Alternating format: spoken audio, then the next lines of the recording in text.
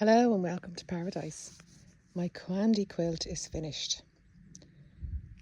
I've just washed it in the machine and I'm very happy with it. It didn't turn out exactly the way I thought it would, but that's not necessarily a bad thing. So I was inspired to make this quilt from my friend Kate O'Curry from the Irish Patchwork Society. Saw her making them, thought, oh, I'll have a go at that. Obviously did what everybody does, had a look at YouTube, watched a very good video from Marion, from Marion's World, took all her tips on board, namely to make sure that you fold under a good, generous seam allowance so you don't have any raw edges. I started stitching this by hand. I absolutely did not like the way it was turning out. It was very wonky. And I know they're meant to be wonky, but this was too wonky for my liking. I could not keep the rows straight. So I thought of plan B. And I bought water-soluble thread. And I stitched the whole thing with water-soluble machine thread. So I put this on my machine and I stitched down all the patches. And then what I did, I went back and I hand-stitched over everything. Took me, I don't know, a week or two at night time watching TV. It's easier to see on the darker patches. I hand stitched over everything, and then last night I had my ta-da moment because I was able to put it in the washing machine to wash away all the water soluble machine thread. I'm going to show you the back now.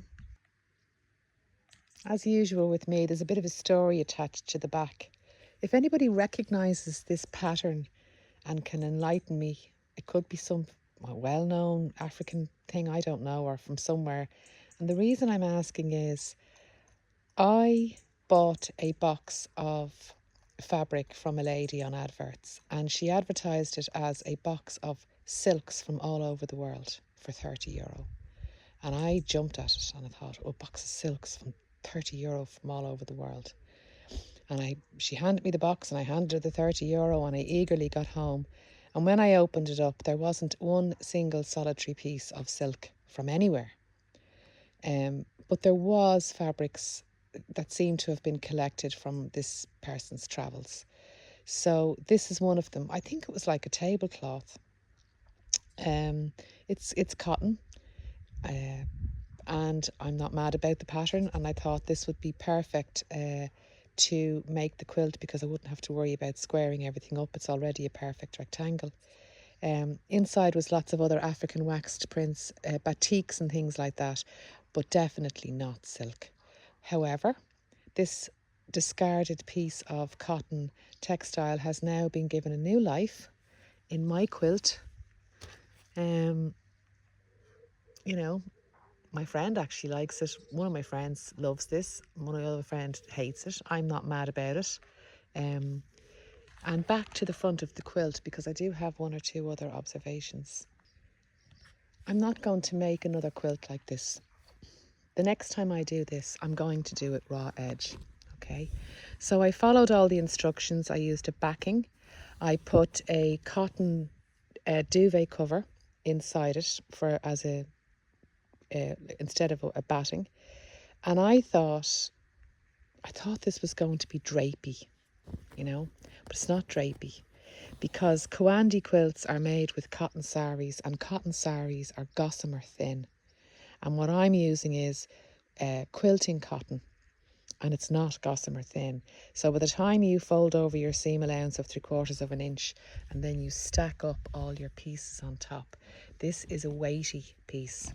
Now, it would keep you warm on a bed, but it's not the sort of thing that you could drape over your knee while watching the TV. Another idea I had about it was, I think it would make a fantastic floor quilt for tummy time for a baby. So the next time I'm going to buy double gauze and I'm going to lay down raw edge squares, do the same thing again, machine it, then hand stitch it and then wash it and watch the magic. And it won't be a Kawandi quilt then, because Kawandi is not raw edge. It would be a Kawandi slash Kantha style. It'll be just, you know, a Western interpretation of a fabulous idea. And the fabulous idea is use up your scraps, use up the fabrics that you're not mad about. Use up the fabrics, like, I'm not mad about that. You know, use up the fabrics that are difficult to get into other quilts, that you want to use up. That's the darks, that's a hard one to get rid of. But not in this quilt. In this quilt, it works, you know. So I'm using these quilts as a vehicle for really, you know, reducing the stash. So that's my tuppence worth about Kawandi style. Of course, obviously, not being a city Indian, I'm never going to make a Kawandi. We can only ever make a style or version of. But thank you for watching.